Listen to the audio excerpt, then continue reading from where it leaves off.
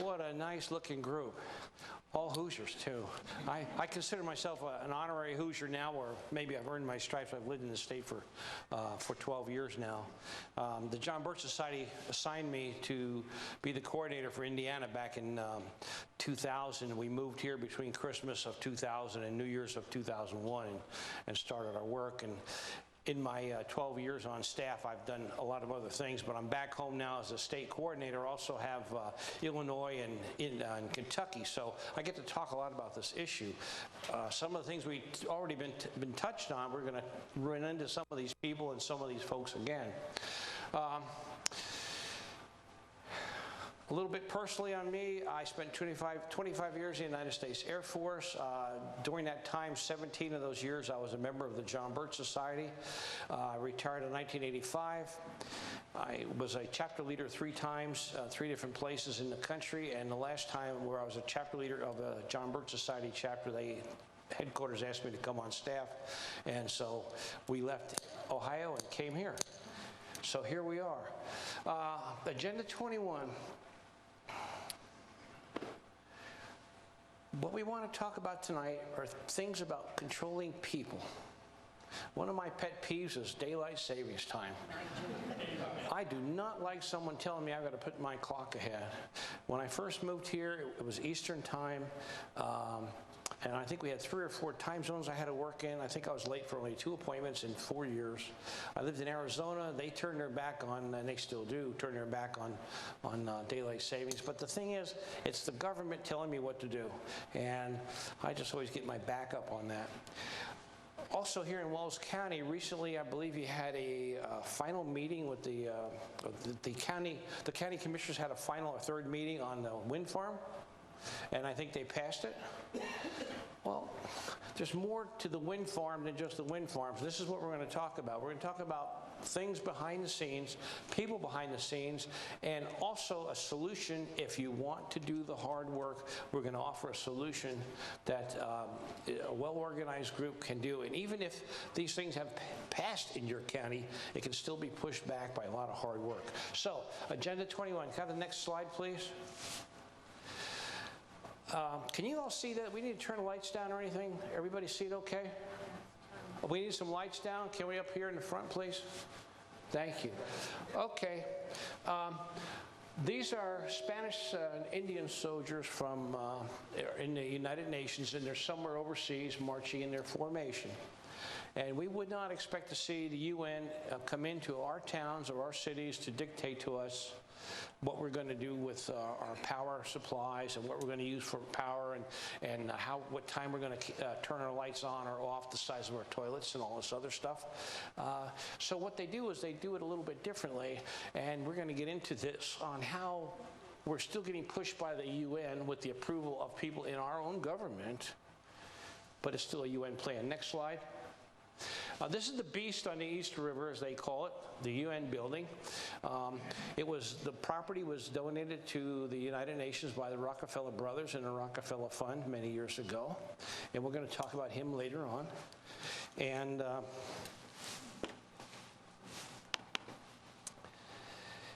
it's quite an impressive place. When I was a young man, I was raised on the East Coast, and so one of our school trips, we went over to see this thing, and it was back.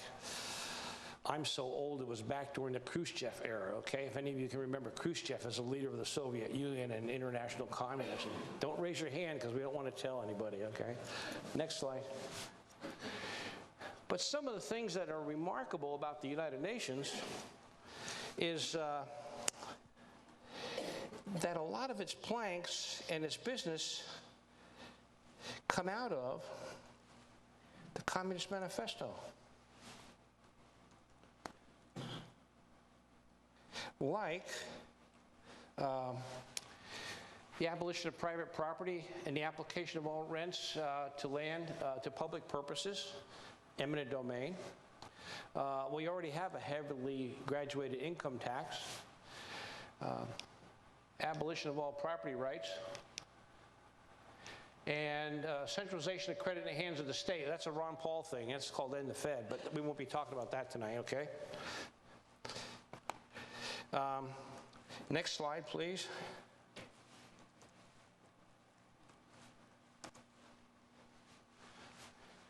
Okay, Alger Hiss. Alger Hiss was the first Secretary General of the United Nations. He was also convicted of, you'll see him in a nice suit over here, and you also see him in a federally sponsored clothing array here after he was convicted for being a communist spy. He was the original first Secretary General of the UN, a communist spy from our own nation.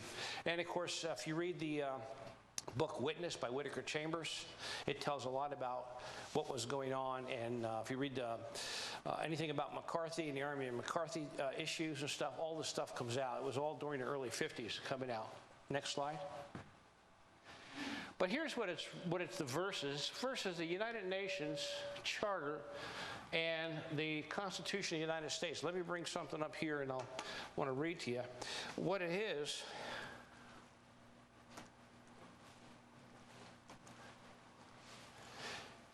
What it is a choice between freedom or not freedom. Okay?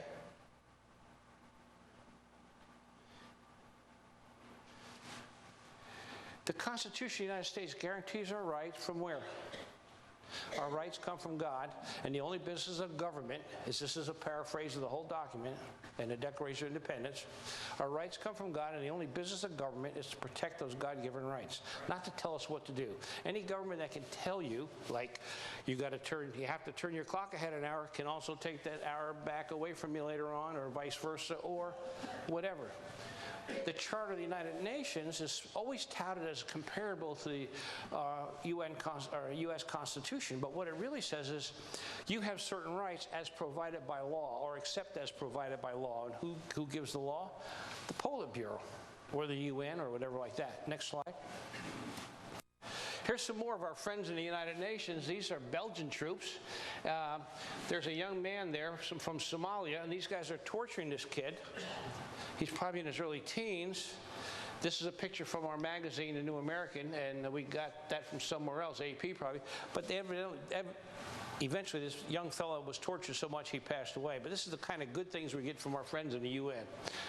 So what I'm trying to make a point is, UN is not our friend. Next slide. In the early 60s, the Belgian Congo was going communist. But in Katanga province of the Belgian Congo, I think it was Moses Tshombe, I believe it was the gentleman. He was a Christian, westernized African gentleman. He was a Christian, and he wanted to be a westernized nation, while these fools around him in his major Belgian Congo wanted to go communist. So he set up an independent state. Immediately there was jobs, people were working, everything was better. Well, the UN didn't like this. They sent in UN troops, and you can find it in a book called 46 Angry Men, or you can find it in the book The Fearful Master, which you can get a free download of that off of the John Birch Society website. The UN sent in UN armored army. They even shelled and bombed hospitals. And here's a quote here from an Indian Colonel Mitra of the India. He was a officer there in the UN, and he says here, as for me, I did not take any prisoners. I ordered my men to kill all Europeans and finish them off. Anyway, this is some pictures of it, what happened there. It was really a nasty, nasty thing, and it wasn't very nice. Next slide, please. Okay, 1992. Down in Rio, its 20-year anniversary is coming up this year, so you're probably going to hear a lot about it this year. I'm surprised there hasn't been any news yet on the talking heads all over the TV. But this is the 20th anniversary of the Rio Summit, okay? The Earth Summit, the Environment and Development. This is where Agenda 21 came from. And you'll see a little bit others what we have here. Next, please.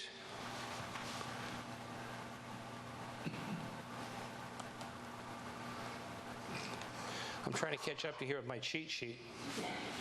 Okay, William F. Jasper is a senior editor of the New American magazine, which is the flagship magazine of the John Birch Society. This is our where we got a lot of our information. It's only an 8-page magazine, but he reported on the Rio Summit and a lot of things that happened. We just got another special issue I ran across last week from 1993, and if you read it today, except for the print and the layout, which looks amazingly old for 1993, but it's what we're talking about today. And this is what these guys were doing here. So we had this, and we talked earlier, and I'll show you something else that we got from another friend from that time. But by the way, if you have a computer and an ice cold glass of iced tea, I'll take this out of my thumb drive and I'll give you a copy of this thing. But it comes at a price. It's gonna, like the iced tea, okay? All right, next slide, please.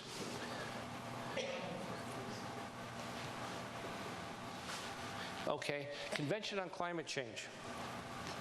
This is what we had. So what came out of the Earth Summit? Here's where we get into some weird religious stuff. You had the Convention on the Climate Change, which came out of that summit. We saw the summit thing. They had the Earth Charter came out of here. Now, Mikhail Gorbachev, everybody remember him? He freed the Russian people, right? Don't be fooled. He said the Earth Charter is the new 10 Commandments. They even have a thing called the Ark of Hope. I don't know if you've seen. Look up the Ark of Hope on the web, and it's probably, you can find it. This thing is a blasphemous rendition of the Ark of the Lord, except it has the 5 elements: air, wind, fire, water, and I forgot what else the other one is. Okay, all earth symbols and stuff. And in it, symbolically, of the 10 Commandments, they put the Earth Charter in there, down here in Rio. And then this thing went around to churches all over. It came into the United States. A little aside here. It came into the United States in 2002 and was making a national tour. And at that time, you can go on a website and you can see the different churches, and they were doing these religious things around it and stuff. And it's supposed to be coming to Indianapolis, Indiana. And in Indianapolis, it was supposed to be a hookup via satellite, and they were going to have a televised around the world about what was going to go on, the ceremony here in Indianapolis for the Ark of Hope. They had one problem, though. There's a chapter or two of the John Birch Society in Indianapolis. So our members got together, contacted every minister, every rabbi, everyone they could find, enlisted in the phone books, and sent out information on this Earth Charter and the New World Religion that it wants to be promoting. And by the time I had 24 members doing a lot of hard work, they short-circuited a worldwide television, satellite extravaganza of the United Nations, and no one ever heard about it, never made the newspapers. But one, I'm really proud of those guys, and number two is, and by the way, I'm from New Jersey, so if you're a girl, you're still one of the guys, okay? When I say the guys. But this thing was really great what they did. And like I say, it never got any publication, but all of a sudden, the Ark of Hope, you basically didn't hear about it. You're probably going to hear about it again this year, that's my guess. But nobody has heard about it since 2002. The Convention on Biological Diversity. There's a word I love, diversity. Okay. And then Agenda 21, and then the Commission on Sustainability. Now, Agenda 21 is the implementation plan, which, by the way, means agenda for the 21st century, of the climate change and the Earth Charter and all what they want to do. So it's really fun. Okay, next slide, please. There's the new commission on development will be established at the UN to monitor national compliance. Now here's the UN. It's going to monitor whether our country does what they want us to do.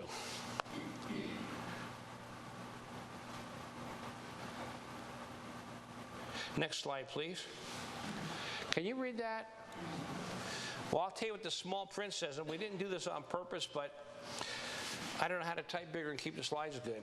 This is from William F. Jasper from 2011 in the New American. The UN Agenda 21 is definitely comprehensive and global, breathtakingly so. Agenda 21 proposes a global regime that will monitor, oversee, and strictly regulate all our planet's oceans, lakes, streams, rivers, aquifers, seabeds, coastlands, wetlands, forests, jungles, grasslands, farmland, deserts, tundra, and mountains. Did I leave anything out?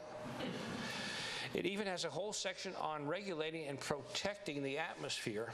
It proposes plans for cities, towns, suburbs, and villages, and rural areas. It envisions a global scheme for health care. Anybody hear of Obamacare or Hillary Care? Education, nutrition, agriculture, labor, production, and consumption. In short, everything there is nothing that is everything, nothing on, in, or under the earth that doesn't fall within their purview. They even had a thing on mining the seabed or something. They're trying to do something too. So this is well thought out. Now, they didn't come up with this at that meeting. They came up with this prior to with special like think tank groups. Like if you look the research at it, Homeland Security / Patriot Act was actually done by a think tank in January of 2001. It was sitting on the shelf waiting for something to happen. And that I'll tell you about later. Here's some more stuff on Sustainable America. This is from our friend William Jefferson Clinton, the Romeo from Arkansas. And next slide, please. I'm sorry. See, I'm so used to doing it off of this thing. Okay. This is what our own federal government has put out. And notice that there's a fellow who invented the internet right there, forwarded by Al Gore. We must move towards stabilization of the U.S. population and a reduced rate of population growth in the world and the United States. Expand the number of curricula, school, indoctrinating our children, materials and training opportunities that teach the principles of that development. And we'll get into that. Next slide, please. Here's some more on this. It's more than just sustainable population. By the way, have any of you seen the movie Soylent Green? Yeah. This is what we're talking about here with sustainability and especially a sustainable population. We need to bring that movie back. Now, scarcity. Have you heard of the Bakken oil field or the Marcellus Shield? The Bakken oil field is a monster oil deposit field in the Dakotas, eastern Montana, and up into Regina in Canada. Billions of barrels of oil. The Marcellus shale oil shield is natural gas. And it's mostly in the eastern part of the United States. It extends from New York State down to the Carolinas. Unfortunately, maybe a couple of you here on the eastern part of the state, if you look at the maps, might be on the very eastern edge of this gas. The oil and gas companies have found out a way to drill this stuff. And this stuff is so deep, it's almost like Jules Verne's Journey to the Center of the Earth. I mean, they're digging over 8,000 feet. And they're really doing it cool. They could put up a drill rig here, but the technology is fantastic. They can go down thousands of feet and then turn right or left. Whatever. Just amazing how they do it. But this is natural gas. We have found so much natural gas here. We are going to find out that we can heat our homes and provide electricity and stuff without worrying about other oil, although we're still going to need oil. Okay, next slide. We're going to start talking about some characters. Next slide, please. Maurice Strong. This guy was a rent-a-cop when you went into the UN. And you just have to sign in at the other little desk that they have all these big buildings. You have the little security guys in little uniforms. Okay. 7 years later, he's the CEO of a major concern in Canada. What happened? He had a friend, David Rockefeller, the people who gave us the land for the United Nations property. But here, this is something he said right here. Isn't the only hope for the planet that the industrialized civilizations collapse? He's talking about us. And in Western Europe later on. Isn't it our responsibility to bring that about? Isn't it our responsibility to bring that about? Here's an elitist. I've got to tell you about this character. who says that you and I need to live as slaves because the middle class is the enemy of kings. Let me tell you a little about this guy. He's a force behind the Gaia religion. You ever hear of Gaia? G-A-I-A? She's the earth goddess. You heard of community gardens? Some community gardens, if you follow the trail, not all of them, but some of them, will lead to a Gaia movement. In the meantime, they're thinking about young kids are thinking they're really doing something for their neighbors or neighborhood. There's a slow indoctrination there. But you go look it up on the internet, and you'll trace it. Okay, so he's Gaia. This is going back to the Earth Charter, being the new 10 Commandments.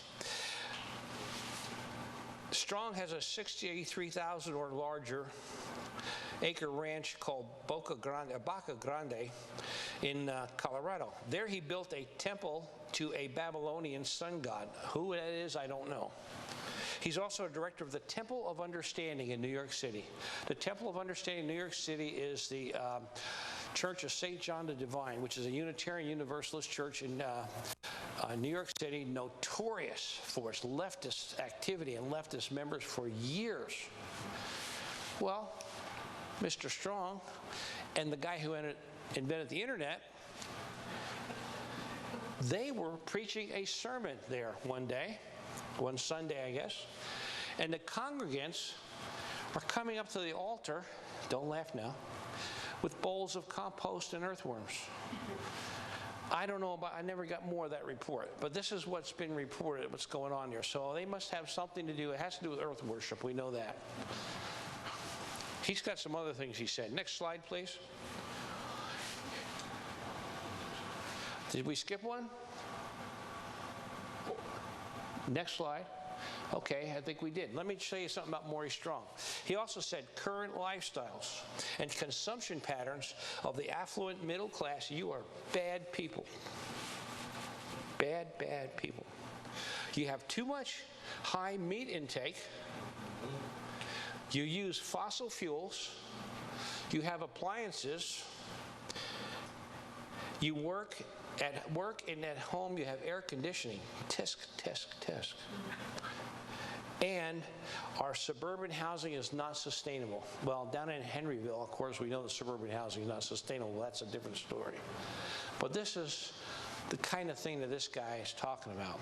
You and I don't have to have cars. You and I don't have to have any comfort. He can have the comfort.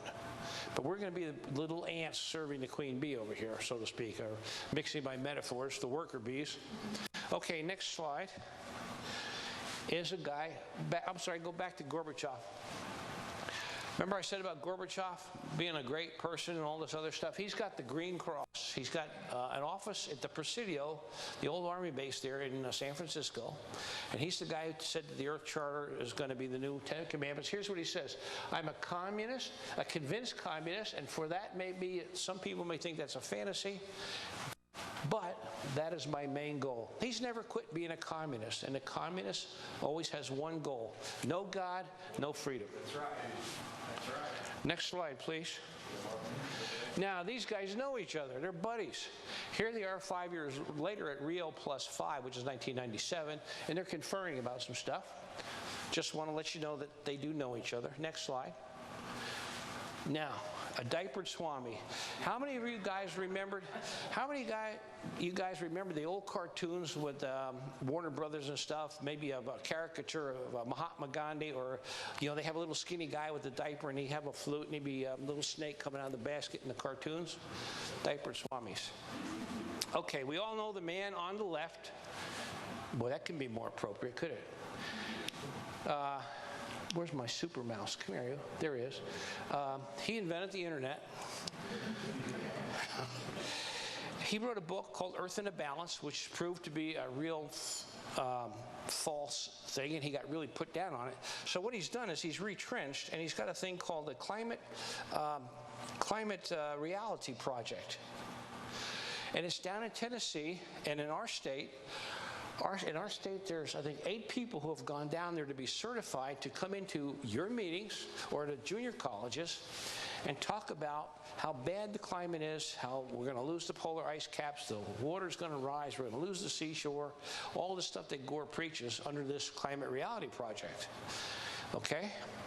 I do know there's a couple, you can go on, I've got the information somewhere on my computer, but you can go on the Climate Reality Project and get their names. There's 28 of them certified for Illinois. And I forgot how many in Kentucky. Then, of course, we know about Kerry and his unrealistic reporting of himself and his feats during the Vietnam War. Next slide, please. All right, you recognize this guy? The governor of California, Jerry Brown. That's him down there in Rio. And that says William F. Jasper. That's our picture, not a UPI picture. Jasper saw him down there. He was down, and now he's governor again. He took over from Governor Schwarzenegger, and now he's governor again, and he's always been a Greenie. Always been pretty much a left-winger.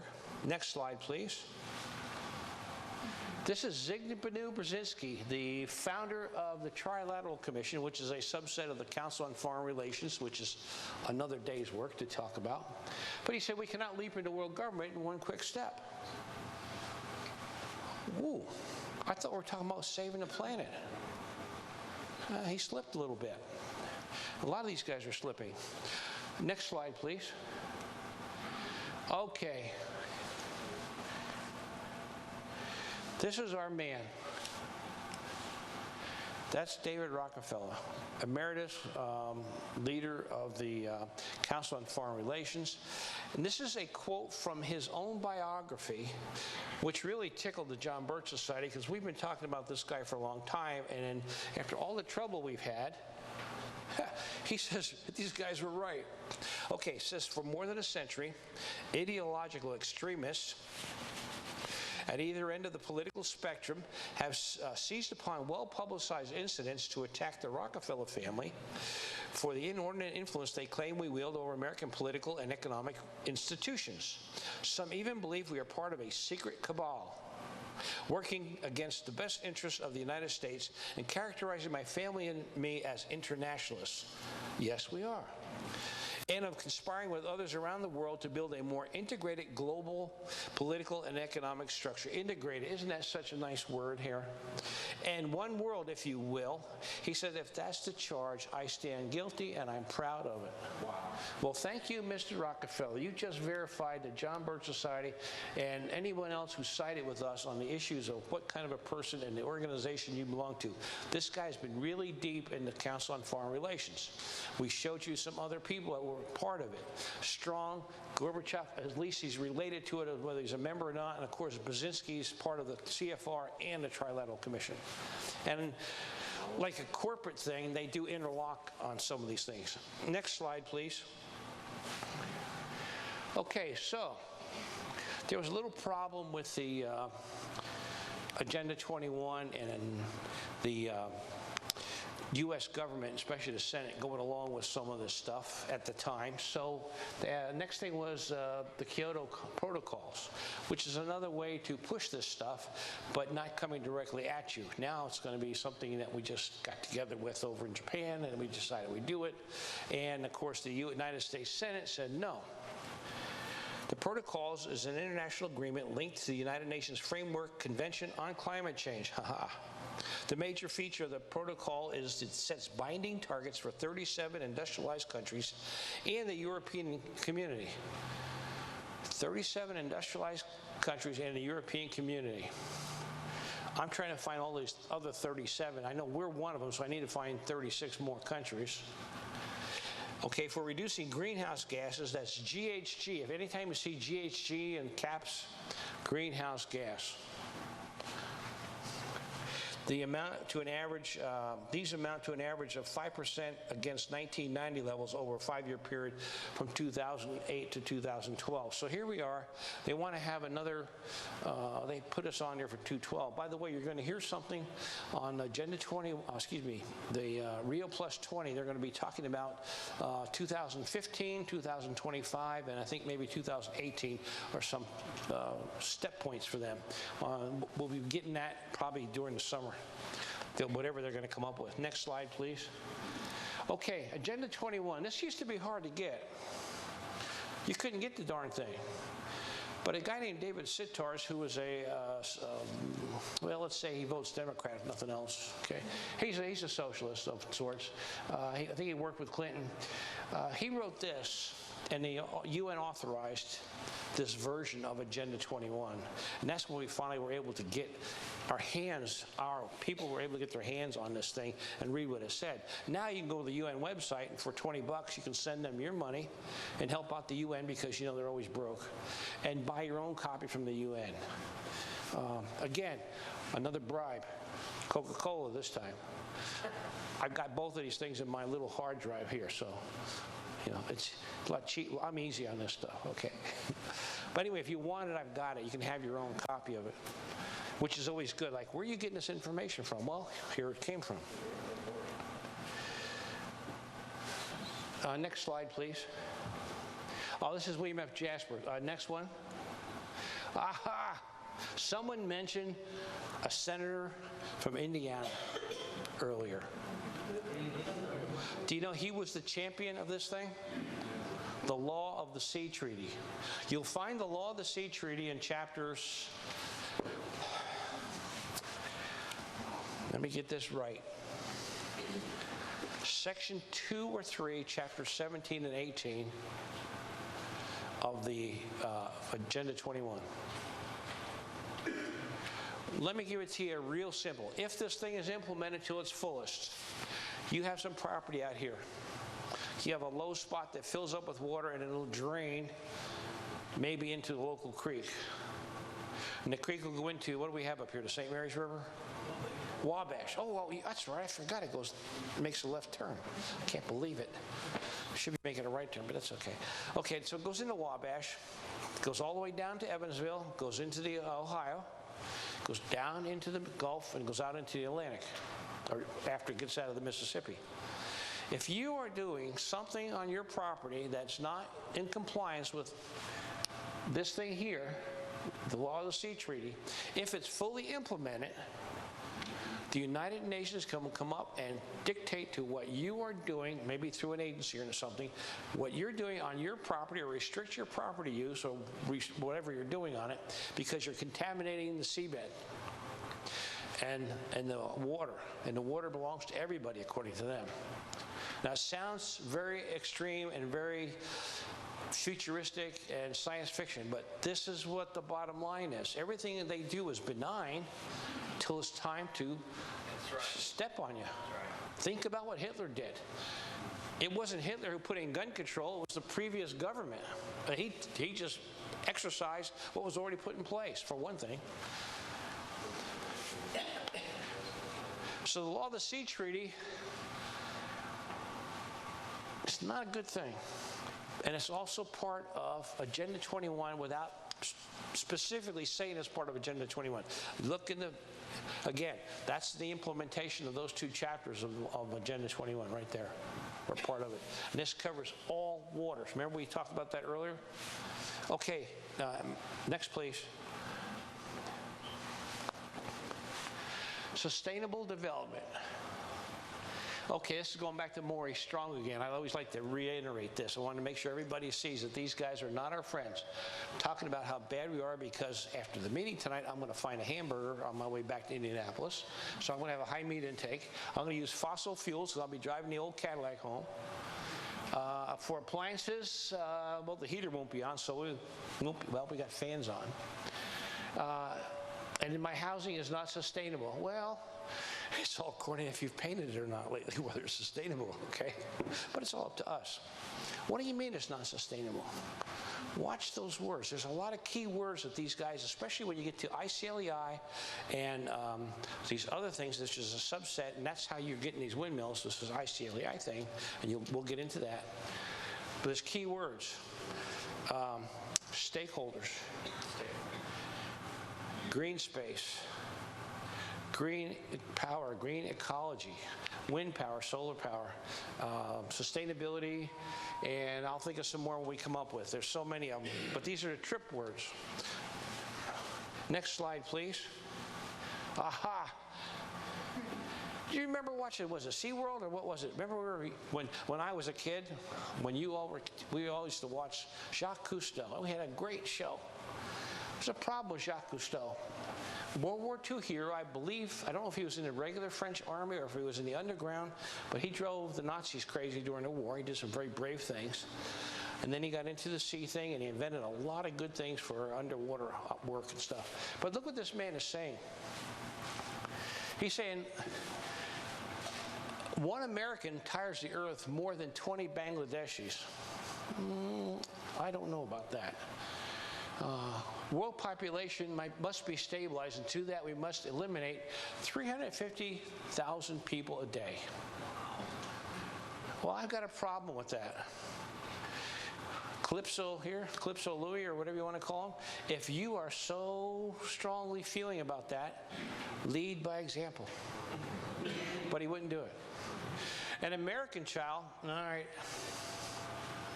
right, ladies, you're being admonished.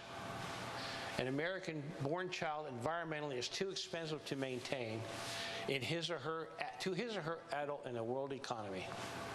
American women must be subjected to some manner of regulation beyond licensing and mandatory abortion practices. Okay? How about Planned Parenthood? How about international Planned Parenthood? They're holding hands with the UN, folks. Okay? And he gave that last sentence about what we have to do to our ladies in our country at the summit, with American people there who represented the United States who were all for this. Next slide, please. Aha! The Three Musketeers. Okay. These three gentlemen helped further Agenda 21. But also remember this. There's 535 people in Congress who should, well, make 534 people out of 535 in Congress who should know better and let these guys get away with it. Then and now. Okay? 3. Okay, Mr. Bush signed on to Agenda 21 on the Earth Summit Accords. Mr. Clinton gave us the Convention on Biodiversity. He signed that. Remember we had that thing there? That was one of the things. And this is probably for most, remember, I'm from the city now. You guys have lots of land. My property would fit inside this room, just about. I go 50 feet one way and 100 the other. So when I come out here, you guys live in the country, even though you have a little city here, okay? So forgive me that part. But what he gave us was Executive Order 13575, which is the White House Rural Council. They're going to help us out here in the farmland and in the sparsely populated areas. Some of these small towns you go through, like Red Key and some of these other little teeny ones that you go through, with most of all the stores are gone, there's a few buildings left. They're going to help us live better out there. Under Agenda 21, what they're going to eventually do, and they're not telling you that, they're going to let the roads go, so it's really hard to drive around. Fuel prices are already started. Can't blame it now, but fuel prices get absolutely astronomical, so you couldn't get your tractors running. You couldn't do your fertilizing, all this other stuff. Force the people to give up and quit. Maybe even put a windmill up here where it's so noisy you just abandon your property. Give up and quit and move into the city. This is part of the plan. It all sounds nice. And anything this guy wants to give you, he could be coming to my house with a tractor trailer full of $100 bills and I would still run the other way. Because there's, just not No way. That's a personal editorial comment. Next slide, please.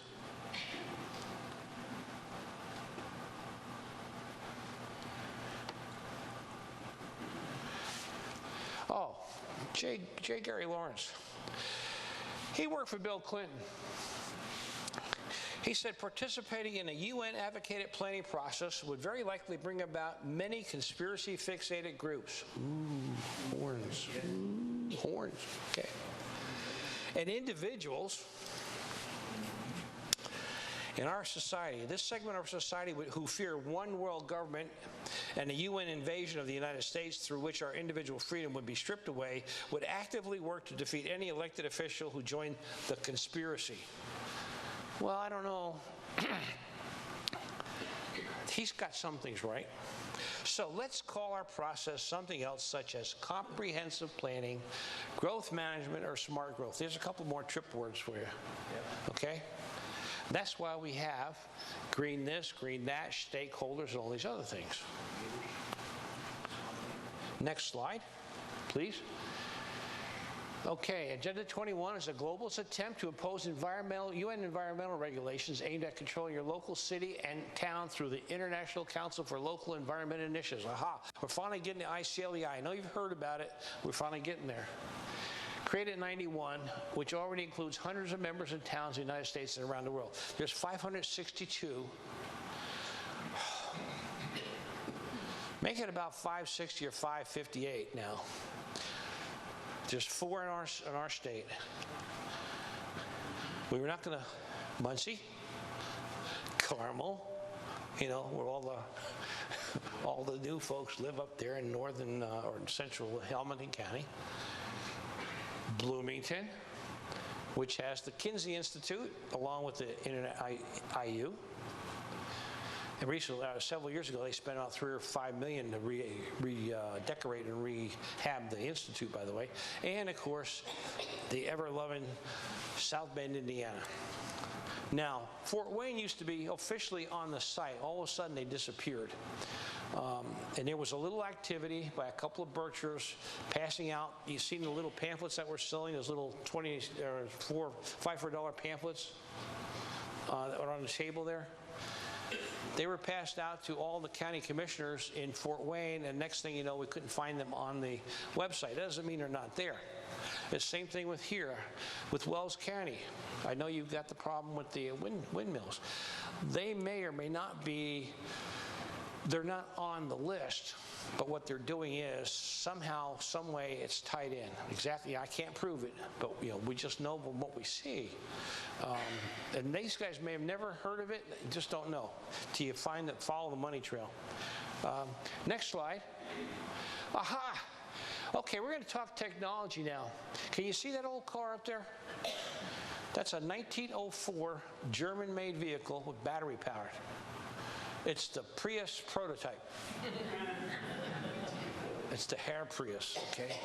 What did Thomas Edison say about electric cars? Basically, they're not economical and they're no good because the batteries are too big, they don't last long enough, and they're too heavy. Thomas Edison. Okay, next slide. Okay. Well, we all know about Solyndra. Most places where you can put a solar panel is in the most delicate parts of the United States, which is our deserts.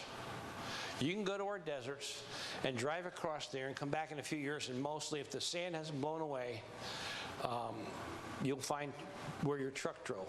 There are parts of southern Arizona where the old Butterfield stagecoach trail, the ruts are still there. At least when I would live there 20 some odd, 30 some odd years ago. Okay? This is what happens once you get into the desert. Not that it's that fragile, but it does keep things. You can take an old vehicle and abandon it out there, and it takes forever for that thing to rust. I could tell you great desert stories, but I won't. But this is where these things work the most. Here's another problem with this. It doesn't produce enough energy to really do much for you. It only works when the sun's out. And the cost of generating power from this to what you get, the ratio is way high. It's not cost effective. Another problem, who's going to clean those things every 2 weeks? They have to be cleaned of dust and dirt, so they work efficiently. If you put one on your house and do it properly, you have to get up on the house every couple of months and clean those babies off. That's no fun. I don't even like to get up there to paint the trim. Okay, so what are we going to use? A bunch of the, I know, well, Americans wouldn't do this job, so I guess what we're going to do, open the borders some more, right? So people come in here and wipe them down and get sunburned and maybe blind because they don't have proper protection and stuff. I don't know what they do with those things out there. Next slide, please. Aha! Next year, you'll be an outlaw if you buy or use these things. But what happens if they break? Johnny's running through the living room, tips over the lamp, and breaks this bulb. First thing you do, don't move, because you don't want him stepping on the glass. You sweep it up, and then you vacuum up and throw the thing in the trash, right?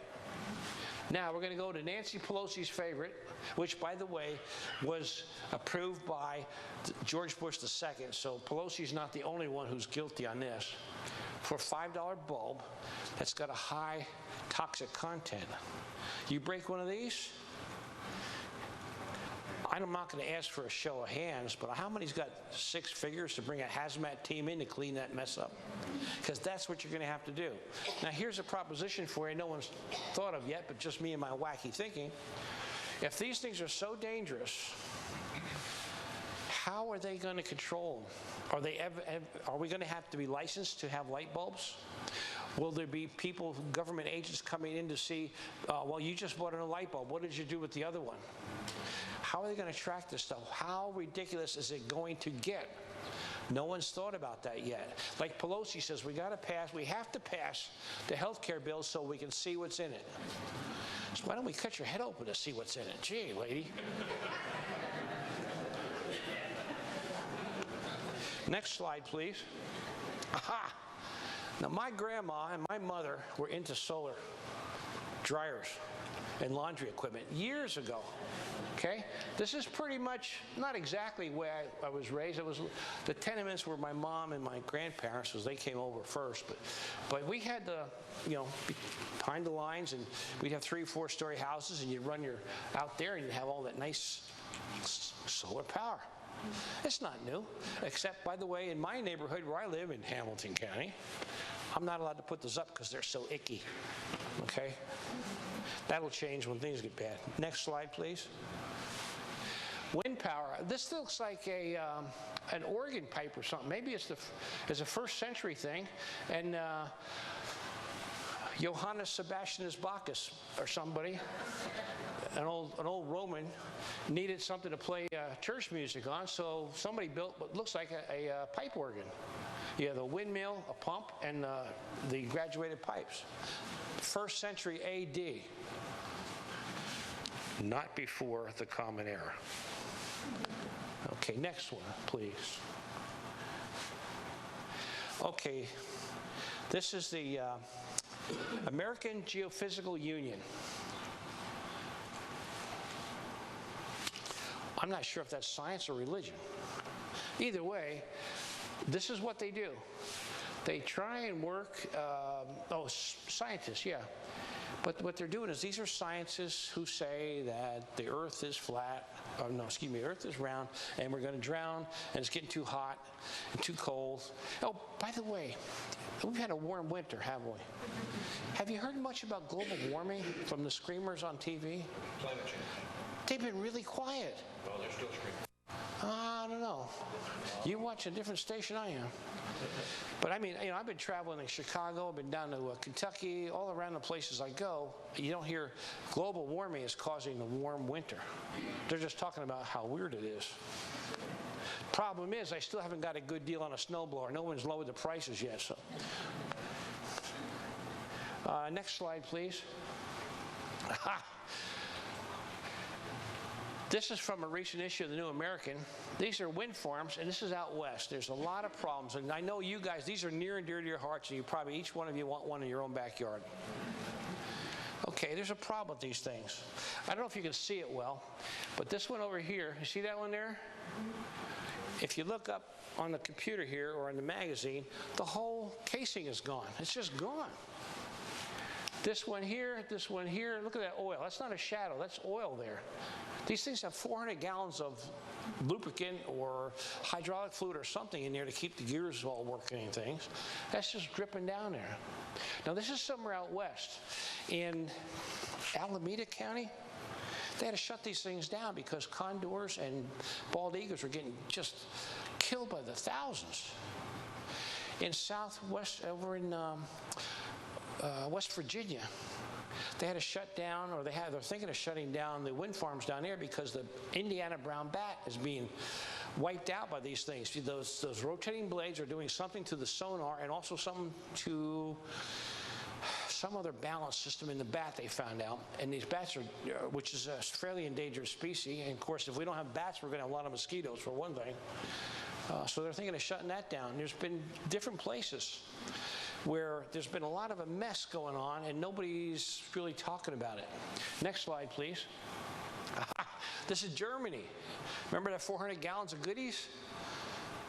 Siemens AG, who's one of the biggest builders, along with GE. Doesn't that look good? Okay, next slide. You see the junk falling on down there? Now that doesn't look like farmland, but if you look at the, go over here to, was it Fairmont? White County, along the interstate, you can see real well how close up that they plow to here. So you're out there and all of a sudden, bang. Of course, you'd probably be smart enough to be out of the way. By the way, if you go online and look for windmill disintegrating or something like that on YouTube, you'll see this, what's called a runaway prop. Runaway prop is when, like on an aircraft, is very, very dangerous. What happens is the gears that control the rotation of the prop break off or disconnect, so the pilot has no more control. And this thing just goes its own way. Terrible, terrible wrecks happen to this thing. Same thing with this thing.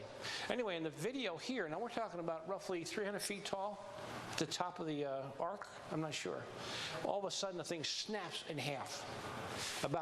It snaps to right about that point there. Not this one, but the one you see. It's just running. There's no smoke or anything coming out, but you can hear that whomp, whomp, whomp, whomp, and boom. Of course, you guys probably have a lot of science on that. Okay, next slide, please. This is a different one, but notice the tip is chinked right there, possibly from a lightning strike. And there's junk falling down, going into our corn and soybean. Now, here's a problem. You have a hazmat problem. How much land, more land goes out of production with this? Not including vehicles running all over your crops, et cetera, et cetera. You know a bunch about the building and stuff like that, but just think of what happens in the aftermath. Okay, next slide. Oh, again, this is chapter 17 and 18, section 2 of Agenda 21 on the windmills. That doesn't get into a lot. It just mentions wind, solar, and other end stuff. But this is where, somebody just didn't have an idea. Hey, let's build a windmill. Somebody had a plan. We had the plan. Now somebody's going to come up with a government subsidy to go ahead and let's do these things. Okay, this is global warming. It's a human activity is the primary cause. Everybody stop breathing for an hour. Oh, tonight, the World Wildlife Fund has asked us to turn off our lights for 1 hour. Look it up on the internet. It's called 60 Plus, and it has to do with saving the earth. And thanks so much for having this tonight on that. We got to call them up and tell them what we did. I think we might. Send them an email. Okay. Climate disruptions put our food and water supply at risk, et cetera, blah, blah, blah. And these guys are talking scare tactics, okay? If you took a plot of land 44 miles square, and I don't know how much you have to dig it, you could take all the garbage in America and take 1,000 years to fill up that garbage dump, okay? There was an experiment a long time ago when in the It's the bio something at Tucson, Arizona, I think, University of Arizona, Biosphere or something, where they decided to make a high carbon dioxide, high H2O content place to live. Well, they were shocked when they found out they were getting tomatoes that big. Okay? I remember, for those of you who think the way I do, some book talking about Leviathan walking on the earth. Also, if you remember, during those times, it was pretty moist. Next slide, please. Oh, this is the Global Carbon Project. It's critical nature of the carbon cycle for Earth's sustainability. There's the latest issue of the New American magazine, which I don't have with me. I'm talking about coal. Just in America. We've got coal, so much coal, we're shipping it out of the country, and yet we have an energy crisis. We use all kinds of petroleum products. Well, how are we going to seal the houses? How are we going to make asphalt? How are we going to do other petrochemical things without oil? It won't happen. We're going to go back to finding some plants so we can put rouge on our faces and use bear grease for the men to comb their hair or something. Is that what these people want us to do? This all comes from petroleum. It's not just gas. Gas is a small part of it. Okay. That was an editorial aside. This is just another group that's trying to help us understand how bad things are and why we shouldn't have the freedoms that we have in the cars. Now, what's going to come up? Next slide, please. Okay, coming to a town near you, Agenda 21. This is one of my first attempts at making a PowerPoint slide. So there you go. This is not the whole thing. But if you want to, this is, I don't know if you can see it, this is the reprint. And I've got a ton of them in the back, and plus I have a little kit back there that you can get for very inexpensively with a lot of the information we're talking about, so you can study it at your leisure and then go beat people over the head or convince them over a cup of coffee, whatever you prefer. Remember, they talked about ICLEI, and remember Gary Lawrence talking about how we're going to call it something else and do these things?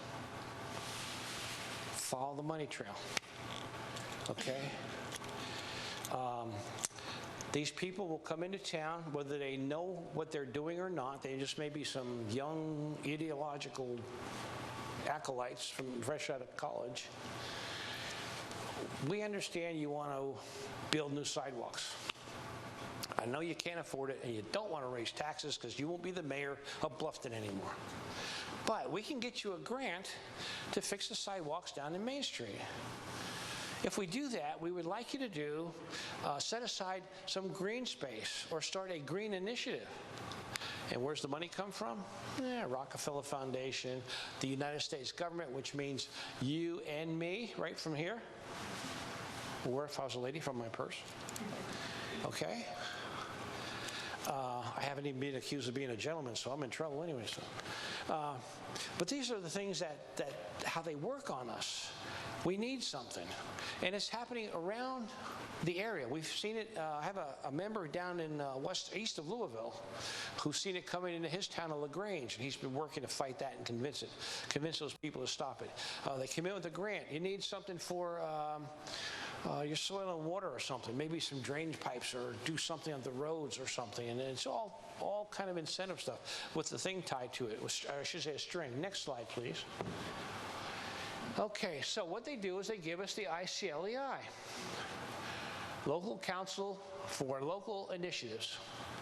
If you go to the website, which, for those of you who purchased this, or if you buy our kit, on the back, we send you to their website. So you can follow it to the United Nations, right from where we started our program tonight. This is just not just some fun. So you got Rails to Trails. Yeah, you got that up here? Okay. That's part of the program. Next slide, please. Aha. This is a toughie. By the way, I just discovered, so I'm going to go up here and show you some stuff. But I just discovered this. A gentleman brought this in tonight. I've not seen this before. What's really cool is the blow-up of our 3 states. And, oops, sorry. This is really neat. So let me go up here and explain a few things to you.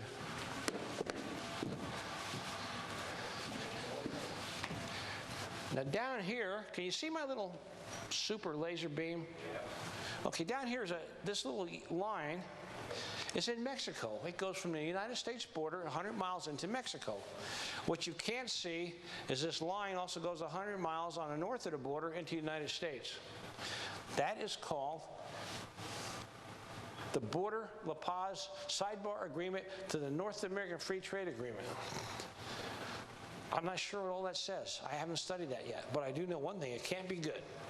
First of all, what about all these ranches along the border? What about the Butterfield Trail over here in Arizona? Am I not going to be able to go see that again?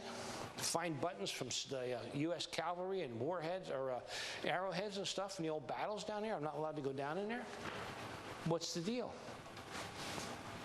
Okay, the red part is where we cannot any longer live, visit, even think about unless we're flying over it.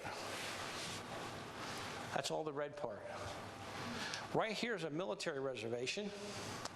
The pink ones, that's where we're going to put our Indian friends. Notice we got them stuck mostly in, looks like, that's New Mexico. Okay. The Hopi and the Hopi and the Navajo enjoy all their new neighbors on their property. Now, this green thing is Salt Lake, the Great Salt Lake, so we won't count that. Now, what else have we got? You got the yellow stuff, which is the buffer zone. Okay, this is, again, Agenda 21 comes in. Have any of you got any conservancy districts out here along the river or anything? They did it out here on the west side of the state along Kankakee and stuff, the Kankakee River. A conservancy district with money from the U.S. government or the Rockefellers or Ford Brothers or Ford Foundation and these other foundations and stuff will come in and buy your farm property along the river. And we're going to take care of it just like it's always been, not a farm, but natural state for the rest of its existence for your family. Boy, it's a little catch. You're farming, you got this much here that's going to be in the conservancy area that they pay you for and they take over. Now your property now comes up to this line. Well, they're going to have a buffer zone here that you cannot plant and you cannot put fertilizer in to grow your crops because some of that might leach into here. And we can't have that. So you've lost that much more property. And if it's not even your property, but it's your neighbor that you sold out to, and your neighbor is going to have the same problem. Okay? Okay. So on this map, you can see it much better. There's green places somewhere around here. There's a green spot there and there. And I can't see too many others, but the green spots is where you and I are going to be allowed to live. And the yellow spots, we're allowed to kind of, it's a little highly regulated, but we'll be allowed to, I don't know, on a work detail, go out through it, or maybe a so-called vacation and go out through it, but you can't stop there and do anything. There's one, is that Okeechobee? Not sure. Anyway, this map I'm going to give back to the gentleman who brought it, and if he wants you to take a look at it later on, that's his prerogative, but thank you so much. This has a lot more green area on it in Indiana and Illinois, so we'll be able to live a little bit. But how are we going to live? Next slide, please. Okay. Can anybody see anything wrong with this picture over here on the left? If you were a greenie, if you were a super dyed-in-the-wool tree-hugging rock kisser, what would you think over here? Well, I see asphalt, which means we've got a lot of water runoff. I see a lot of property used that's owned but not utilized by these separate homes. That's not good. What we need to do is offer you something like this. Okay, you can come here now. We're gonna give 2 or 3 story condos where everybody can move to, and you can walk down the street to the barber shop and walk down to the beauty shop and the flower shop and the grocery store and the cleaners and all this other stuff because it's all within walking distance. Okay, and your cars will be parked somewhere if you have any, but all this is gonna be walking area. You notice they even have post up so you can't put a car through it. I guess they're going to use a little John Deere, little mini tractors to plow snow out here, I guess. So, okay, next slide, please. Well, maybe this is the stack 'em and pack 'em that we'll really get. I believe that's Eastern Europe. Isn't that pretty? Wouldn't you want to live in one of those? Cabrini Green? Anybody remember that? Okay. Remember the Rural Council that Obama signed on the Executive Order 13575? Next slide, please. Okay, also we saw something here about curricula, which meant teaching our children. Here's this from Education for Sustainable Development Toolkit, which it's an introduction, subheading Education, Promise and Paradox. In other words, we're starting to teach our kids, I don't know what level, that dad using a gas-powered mower and smoking a cigarette at the same time is too much pollution. Things like this. All kinds of little things that they get taught in school, and they're going to come home and tell mom and dad. A lot of this stuff, though, the kids do a report in school. So they know, the teachers know, and the government knows, starting to know what's going on at home. Next slide. This is from your tax dollar at work from the United States Department of Education. Sustainability Education Summit. This is what our kids are being, some of the stuff our children are being taught at school about sustainability. We'll get into that a little more. Again, Sustainability, Agenda 21, ICLEI. What are they learning? Windmills are good. By the way, if Congress doesn't pass an extension to the subsidy for windmills, which expires, I think, next year, they're going to run out of money, and a lot of these windmill companies aren't going to do anything. Well, one of the biggest windmill producers or manufacturers is GE. So guess what GE's doing? Now they're talking about, let's put solar panels over at your wind farms. So how much more land is going to come out of crop production? Which they want to not feed us, they want to burn it in gas tanks. Which is why tacos are getting higher for these poor people down in Mexico and South America, because it's American corn that's usually they're buying, not local stuff. Next slide, please. Okay, this is the ICLEI cities. There you got 5 of them. Take that one out. That's Fort Wayne. But I'm not going to, I won't, sorry, Muncie, but we have to show you. There you are right there. And there's a lot more in Illinois. They just don't show too many. Most of them are up in the Chicagoland area, just packed right next to each other. I just got an email from somebody up there in Cook County. She's got a new sustainability something going on. Of course, with Rahm Emanuel in there, you just don't know what's going to happen. Now, this stuff can be turned back. Next slide, please. Oh. Air schmear. Have any of you been down to the ballpark down here in Indianapolis? What's it called? Victory Field? Liberty Field? They've got the best French fries, man. I got the best French fries I have eaten in a long time. We go to the game. There's this lovely young lady, maybe just out of college. She's working for maybe the city. She's passing these books out. Air schmear for our children, or in my case, grandchildren. And Mayor Ballard, a nice guy, but I don't think he realizes what this is. The no zone, K-N-O zone, like, you know, like when we have the ozone alert things. Talks air schmear, it's got bunnies in it and birds, and talks about how important air is in a very comic book way, indoctrinating our youth. Next slide, please. Here's something I picked up at a health food store, which will have a lot of alternative lifestyle people in there. But this is Green Gifts, Eco Giver, the State of the State's Environment, 2011. When you get in there, you'll know what I'm saying.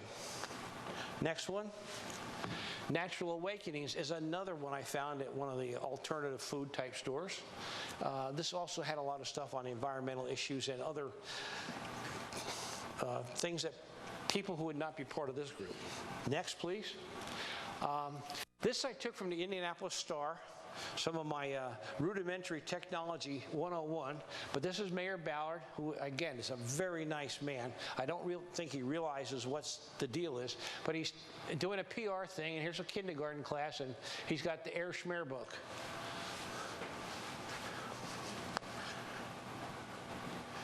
Okay, next slide, please. Okay, I'm down in Evansville in September. Evansville Courier Press. Indiana legislators to form an Ohio River caucus. Well, in here it has some trip words in it. What it is we've got 2 Democrats from Jefferson County, one there and 2 from down Vanderburgh County, down this way. They're going to put together an Ohio River caucus because the river resources are underutilized. Another, grab your wallet and run type thing, okay? What they want to do is start an Agenda 21 issue. Where they got the idea, I have no idea. I've never spoken to these people. I don't have any contacts. I can go and say, where'd you come up with this? What were you drinking at the time, or smoking at the time when you thought of this thing? But what it is, remember, the Ohio River, which unfortunately we only have less than a third of it we own. The most of it's all in Kentucky, if you look at the maps, which I don't think is fair. Anyway, Kentucky, too. They want to go on the other side and talk to their compatriots in Frankfurt. So now I've got members on the south side of the river looking at this thing and watching and trying to figure out what's going on so we can start a pushback before they get too far ahead of themselves. But this is in our own state. Next slide, please. Now, can we fight this?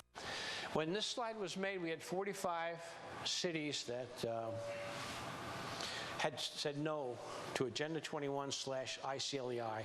Now it's up to about 50 some odd, possibly 60. You can see all in here. Some of it was smart meters. Have you guys heard of the smart meters up here? Yeah. Okay, so that must be another sore spot, I hope. Okay. Well, you probably have enough information on that. But here's a little town right here called St. Joseph, Illinois. Now, St. Joseph is a small town, smaller than Bluffton, between Danville and Urbana. Talking with we got some chapter members there, Birch members there. Talking with them, they have what's called the Gaia collection boxes. Yeah. Now, Gaia, you know what the Salvation Army box is, right? You take your old clothes or your fairly decent clothes so you can put them, and they can give it away to people. Well, now you have a Gaia box, which is Save the Earth Lady, right? The Earth Goddess. They're going to sell whatever you put in that box so they can raise money to save the Earth. So in little St. Joseph, Illinois, there's 5 boxes. Well, 3 of these boxes are right next to a barber shop and the IGA store. Well, the barber shop is owned by the mayor. So 2 of our members went in with this little pamphlet and talked to him, and within a week, we don't know where those boxes went, but they're gone. So I put them up there because that was a victory.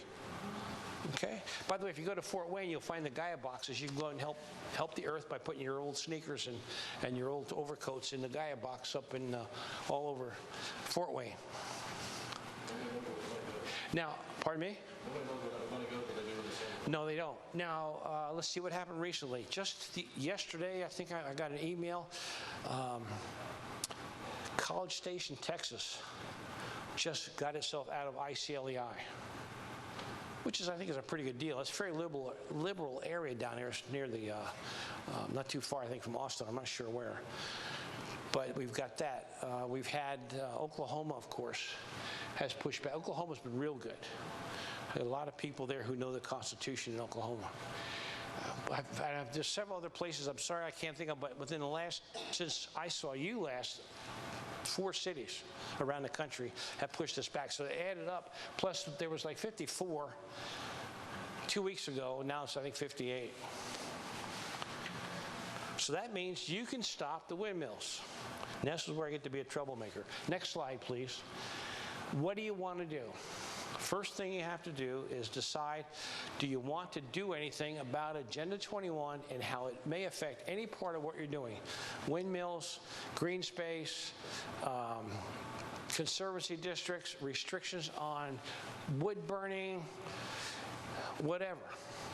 If you want to do something, we're going to show you how, okay? You have to figure out what's going on in your town or your county, whichever target you want to hit.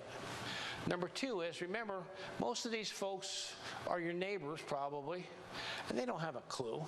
Somebody came in here and complimented them through the prospect of some free funding in there, so they don't have to raise taxes, and they went for it. And then you're already doing this right here, thanks to Steve and his group right here. Spreading awareness about it. This is one of the hottest issues in the country. What else can you do? Next slide, please. This thing here, the reprint. Distribute these. Bring them to the library. Bring them to the social studies teacher. Bring them to the Boy Scout leader. Bring them to somebody who's got a vested interest in losing property or land use. Maybe he's a guy who's a tree cutter, got a big operation like a small Davy operation or a small Asplin type operation locally here. This could affect him. You never can tell. It's all going to affect all of us eventually if this goes through. Cost of living is going to go up, everything. And one thing I didn't touch on, because I haven't got it that clear yet, but if they're worshiping the earth goddess, this congregation could be in trouble eventually. Just don't know.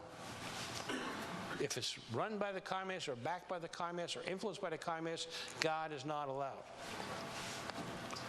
Okay, next slide, please. Now, I don't have the booklet here with me, but we have a booklet. It's in a bag over there. I've got a $5 bag, or you can buy the booklet separate. It's got a lot of detail of what I've told you, probably more coherently than what I said. But that book's in there, and you can get them fairly reasonably if you buy them by the ton or the 100. And if you want to, this is what happened to me when I was up 2 weeks ago in Fort Wayne. Some gentleman asked me to come down here and make a presentation. If you have a group, whether it's a church group, the local, well, I guess Republican Party up here, I don't know, C4L, 912ers, Constitution Party, I can come and schedule it and show your group what this is. And the more people understand, the more things we do. Now, writing letters to local and state newspapers is really, you know, we're doing a lot of posting on the internet, okay? But letters to the editor are very helpful. Number one, it helps him sell papers if there's controversy. So they love that. Number two, you might find some allies out there. Number three, you'll find out who your enemies are. You'll know, you kind of get the lay of the land, so to speak. I don't know what you have for already. I guess you guys get, what's it, 93.1, is it? From Indianapolis? Oh, you got Whoa up here. That's right. Whoa, never mind. You got even better. A month ago, we had Pat Miller. Yeah, so right, Whoa, make the phone calls. What's going on? What are those Gaia boxes up there, whoever you are, Mr. Radio Guy in Fort Wayne? Do you know what they're all about? Where are they? Why are they out there? Who put them out there? Start the controversy. But you have to do some homework, too, so you can back up what you're saying. The next slide will show you the picture. That's the booklet. It's very nice. Got a lot of pictures. It has the map of that where we're going to be allowed to live and not allowed to live. Give me two. Go to 2 slides up. No, the other way. Stop right there. Okay. All right, now here's we do some more writing. We have some free downloads for you on the jbs.org website. We have what's called a rollback manual. This is a detailed presentation or booklet to how to form your organization or your group and do the step-by-step detailed hard work of putting together a hardcore operation. And I'm not talking about screaming and banners and all that stuff, marching down the street. I'm talking about hard, diligent work, phone calls, letter writing, all kinds of council meetings, and going to the water board, what else you have? You got the water board, and then you've got, what's for the farm? The drainage, whatever is board or whatever. Yeah, that kind of stuff. All these things. Muncie, I think I heard somebody say that somebody from the water department signed him up for ICLEI. Go to the water department. Find out who that guy was. Ask him to go to coffee. Ask him if he understands what this is. Give him the pamphlets. Let the pamphlets do the talking, and then you can come back and talk to him more later on. But these are all the hard work you want to do, if you want to do it. And remember this. I'm going to take these windmills. The fight for the windmills in Wells County is not over until you guys say it's over, which is you quit and don't do anything because we can't do anything about it, or you fight tooth and nail and it comes to whatever they, referendum, or these guys say, okay, we're not going to do it, or we'll put it on hold, whatever. The fight's not over till you say it's over. That's right. Okay? I'll be here not to direct you, but to help you if you need it. If you want help, or got to have a question or anything like that, I'll do that. And finally, all I can say is, and I'm not finished yet, but as far as this goes, a long time ago, 12 men got a commission and they changed the whole world. I just need 10 of you, and we can take care of Wells County. Next slide, please. Keep going. That's the manual. That's what it looks like if you have a color printer. Okay. This is the John Birch Society website. On the back, all this junk on the back is my desktop. If you go to the jbs.org website, you'll see this right there. And these are moving. There's 5 of these things, and there's different subjects. But if you click right there on it says Learn More and Act Now on Agenda 21, next slide, please, you'll come to the following page. And on it is a video presentation, a short little talk by Arthur Thompson, the CEO of the JBS. And then you want to scroll down. Next slide, please. You want to scroll down to here, and here's where the meat comes. Some of you folks know and like, or at least know of and like, Tom DeWeese. Well, we do too. Over here is the Agenda 21 rollback manual. Okay, it's, I think, 13 pages. But underneath it, right there, is an article by Tom DeWeese on how to plan and operate your group when it goes to the county commission or the water board or the PTA or wherever. It's fantastic, detailed information on how to be aware of the Delphi technique, where what they try and do is isolate the oddball, as they call us, the conservative in the room, and make him isolate it from the rest of the group. They have a facilitator. They may have a plant in the audience that helps the presenter. But DeWeese has a very detailed thing in here. So I suggest if you want to do something, download these first 2. There's other things on there. There's videos. There's other material you can download, all for free.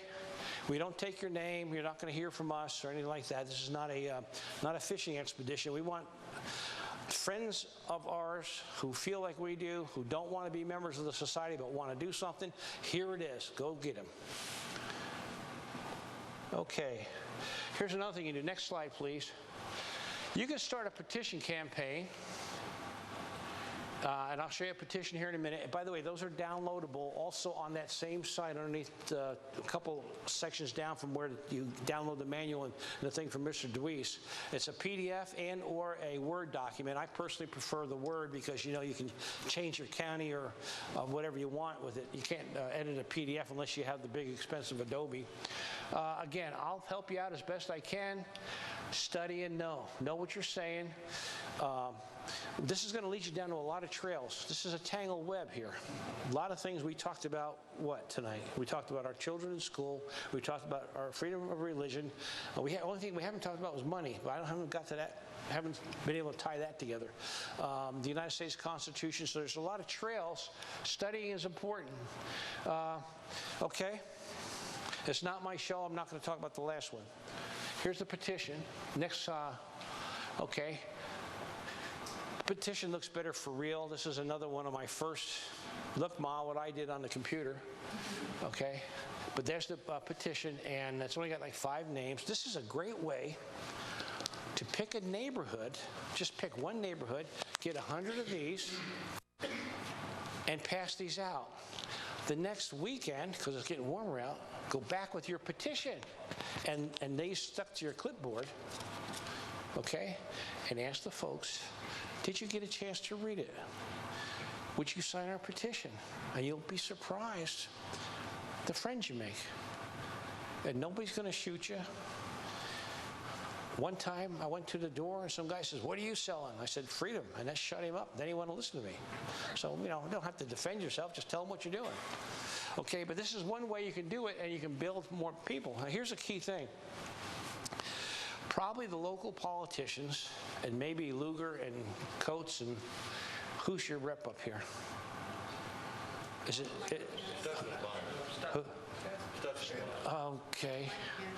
These guys may have heard from you guys before, but what if you get people signing petitions and they start writing letters? Now the politician has got something to do because now he's got a hot potato.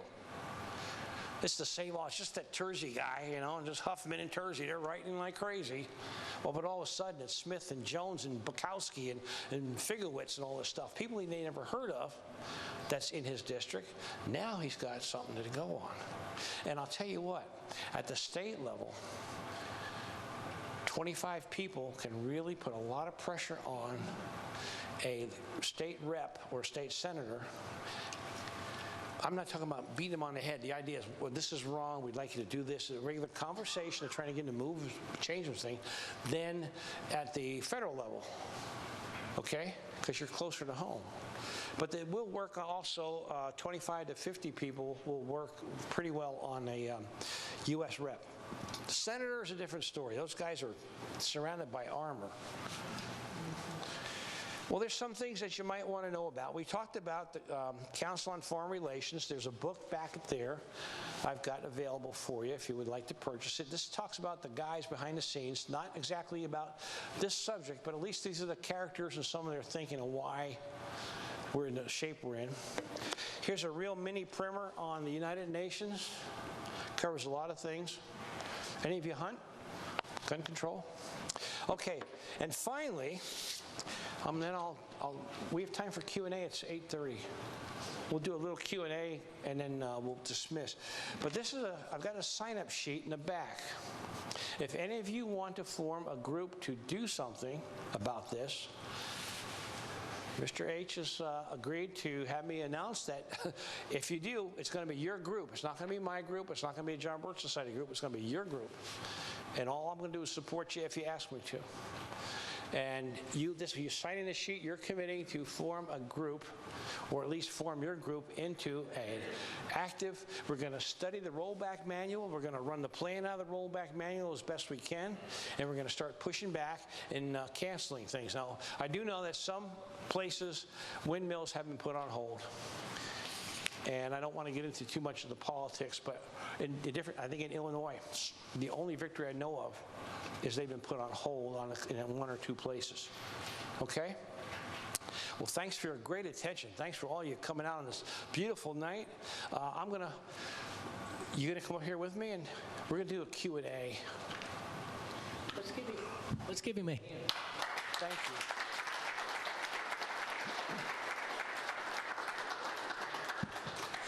I don't know whether you're sort of like me, my head's sort of swimming. You went through quite a bit of information. I don't know about you, but up until 6 weeks ago, I didn't know anything about this. How many are in that ballpark? Had never heard that much about it. Good job. Thank you. I've heard that knowledge is power. I'm going to tell you that's wrong. It's applied knowledge is power. Hear, hear. And what he was saying at the end, unless we take the knowledge, which he's got the table back here, some resources you can get, costs money. He's going to charge a little something for them, but not that much.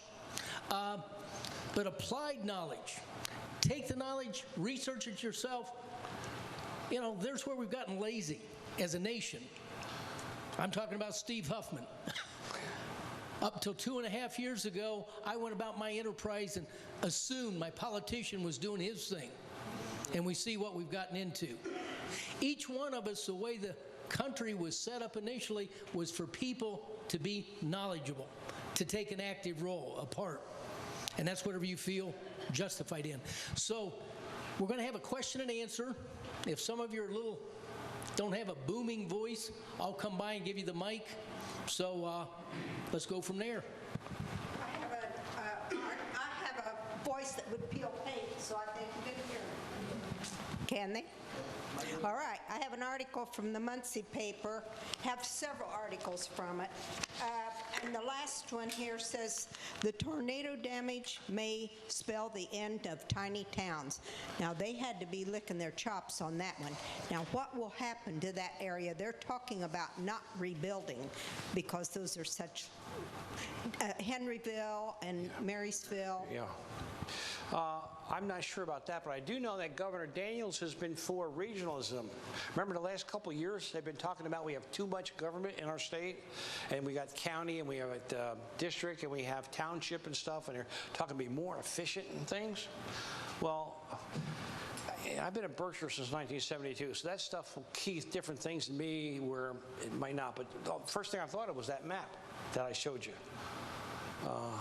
More government, I should say broader government, makes it more difficult for us to stand up for ourselves and fight back when you go get more regional. When the county, say, takes over all the townships. So this may be an excuse. Remember, was it Rahm Emanuel who said a crisis is a terrible thing to waste? Okay, what she was mentioning about, and I understand where she's coming, because that's what I researched too. And what we're fearing in this Agenda 21, I don't know if many people agree with this, but I've been studying the weather modification, geoengineering, and seeing how they're using this to flood people off the property, steal the property rights from them. And just like they've done in the flood last year, the FEMA and the government comes in and buys up this property after it's been flooded, and the land's now been turned back over for the ecology or nature. And that was what the main goal was that I saw last year over along the Mississippi, and it could be. It could very well be. Rivers clear up into North Dakota. That they were buying this. The government was coming in and buying this land up. Sure, they're going to help you out by buying your land, and you move somewhere else, and they did the same land goes thing foul. over Decatur during the flooding a few years back. When Decatur flooded, we had all the floods down here along the Wabash.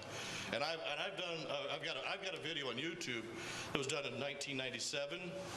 That's called Saving the Wabash from Agenda 21, which was done here locally by the local people here that's not been seen. It's a very rare film that was done on a documentary that I put up on YouTube. Is that over in the northwest part of the state? No, it's right here. Okay, because right I know the folks in the northwest part of the state failed. They weren't organized enough, and they failed on saving the Wabash over there. Other questions, comment? Okay, got one back here.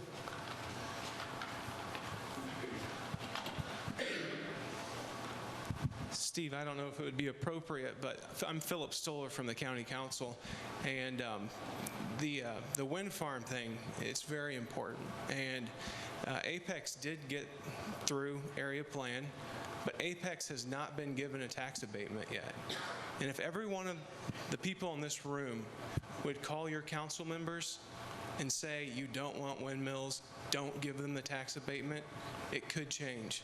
There's 7 members on the council. 2 of them are getting leases from Apex, so they've recused themselves, which means they don't vote. I am voting against the tax abatement, but there are probably no one else that will without pressure. So I can't say it strong enough. I would beg that you guys would call them, tell them your feelings. I personally think that there are a few that would be open to it. Again, Jim Jim Oswalt and Pete Cole aren't voting, but the other members I think are up for grabs. The other thing that I would say in regards to the regional sewer district is a group of us have been involved in fighting back. That's a project where a regulatory agency is trying to kick people out of their homes, even though they've never proven that any person is actually contributing to any waste in the stream. And we got involved, and a lot of us talked to our legislators, and they did pass a bill this year that's going to slow that down. It's probably not as strong as what I'd like to see it, but it's going to help. So, and third, if I could, if it's all right, we have a primary coming up, and every one of the Republicans that have been participating wholeheartedly in getting windmills in Wells County and allowing this regional sewer district thing to go on is being contested. Every single one of them is being contested. A lot of them by 2, 3, 4 people. There's 6 candidates for council. There's only 2 Republican incumbents. You need to know the names of those incumbents. It's on the county website. If you don't like the direction this county has been heading, please don't vote for the incumbents. There's also 2 commissioners that are up. One from Norwell, one from the center. You need to know who they are, and if you're not happy with the way things are going, don't vote for the incumbents. That's all. I appreciate it. Excellent.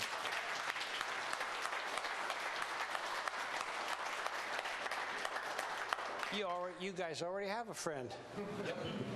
And that's one of the things. We've got to get involved, like applied knowledge. The more you know, the better you can work. We've infiltrated the regional sewer district here in Bluffton with one person, plus we got Phil on the county council and looking to get more. Other questions? Yes. Hello, my name's Ken Ballinger. I want to thank the Wells County group for the open invitation that was in the paper. And I thought that I would come and attend. I'm troubled by many of the things that I've heard, many of the things that you've said, but possibly for a different reason than many might be. I think it's been the history of the John Birch Society, of course, to deal with conspiracy theories. I don't know about anybody else in here. I only speak for myself. But when I hear what you're saying, there's a little discord between, the group, nobody in the room having heard of Agenda 21, and then you, sir, saying that it's one of the hottest issues in the country. But also the fact that I don't know, through your entire presentation, if there was any evidence of a conspiracy theory. I hear what you're saying. I know you don't like green energy. Are you making a statement or a question? I'm not sure. I was making a statement. We're having a question period. Okay. Okay, so. Okay. First of all. I'm not making a personal attack on you. Oh, no. I'm Thank just you. saying. Thank you. You've given me an opportunity to explain a little bit of the John Birch Society. I appreciate it. Well, right, I understand, but I took the opportunity to listen to your 45-minute interview on the internet that was on the website. And I mean, there were some troubling issues in there as well.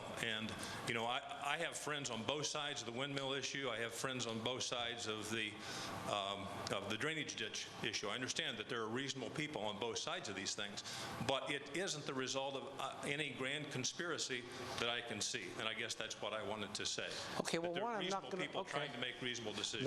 Let me explain. We don't have enough time for this. Number one, you're welcome to your opinion. However, I suggest and encourage anyone who has a doubt to do their own homework. If you'd like me to come back sometime, we can talk about this issue. But I'm not a conspiracy theorist. I'm a conspiracy factist. You had the words from Rockefeller himself from his own autobiography for a start. But that's all I'm going to just take up the people's time with on this. Yes, sir. Maybe I don't need a mic, but to answer the gentleman's question there, my name's Ted Kleigel.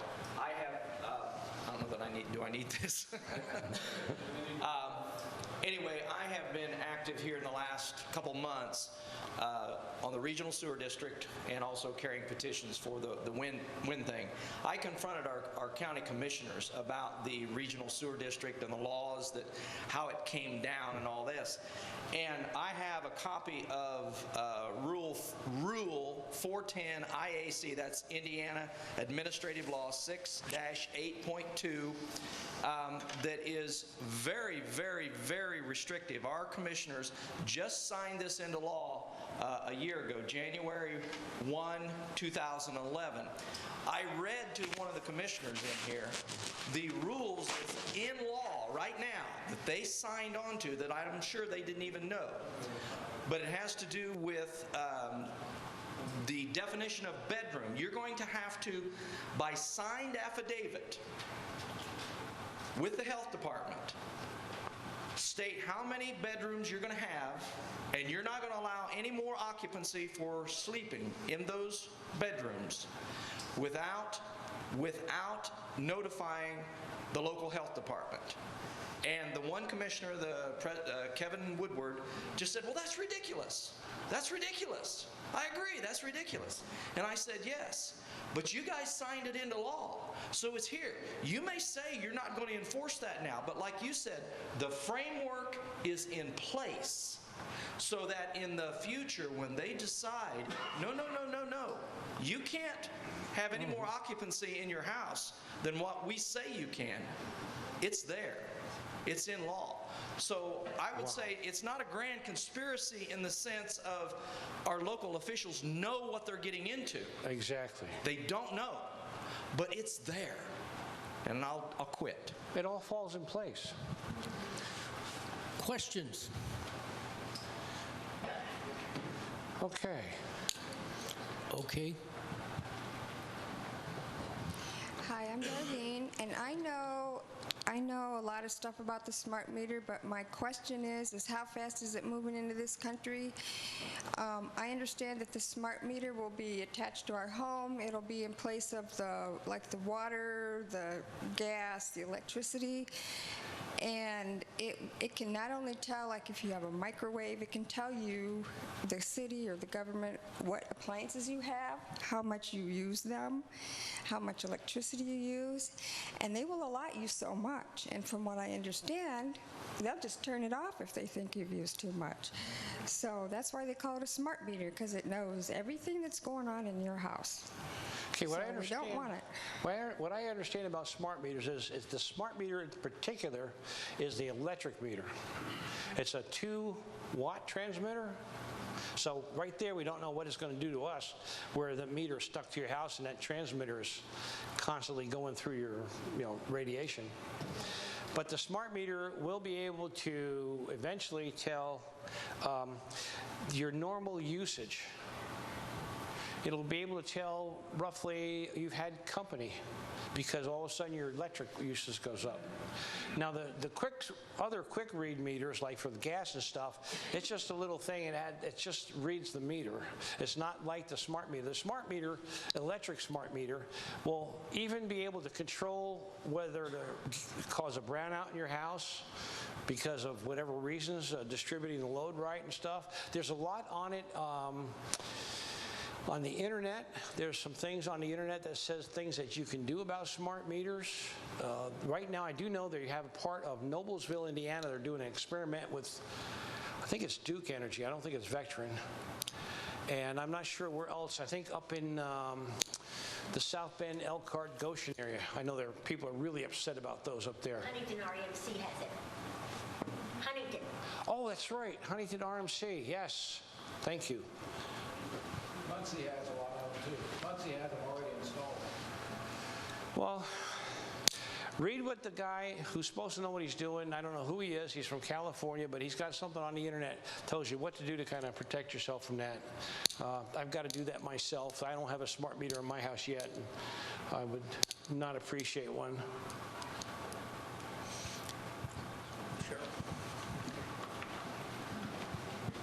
I'm Cheryl Flack, and I'm puzzled, Ted, about this bedroom thing. I mean, what is the rationale here? What's behind that? We won't take the time, but I've got it right here. You can read it, and it is, our commissioners all signed it a year ago, and it is law. Now, they don't choose to enforce it right now, but it's on the books. It's here. And it's just, there's more that I could say, but I won't take up too much time. Any other questions? I can answer some more back at the table. Okay, we've got some information at the back at the table tonight. You are probably like me, a lot of new information. I'm not asking you to buy anything we said. Do your own due diligence. Right. Do your own due diligence. Amen. The way we get duped into things is because we're apathetic. And I don't want my kids or my grandkids to inherit something that good old dad could have made a stand on, or mom. And that's all I'm saying. If you come up with a totally different thing, praise the Lord, I love you, great. But we've got to do our diligence. Otherwise, Ignorance is not bliss. That's a myth. Ignorance is not bliss. Here is the heads up for these operatives that are selling this program on local level. And it came from the American Planning Association. And they put out this came off the internet, a glossary for the public. They advise what terms not to use. Don't use the word planning because the opposition might get upset. And that's how, this is not conspiracy theory on our part. They have to deceive in order to sell what they're selling, because if people knew what they're really doing, it would never be accepted. Again, thank you for coming out tonight.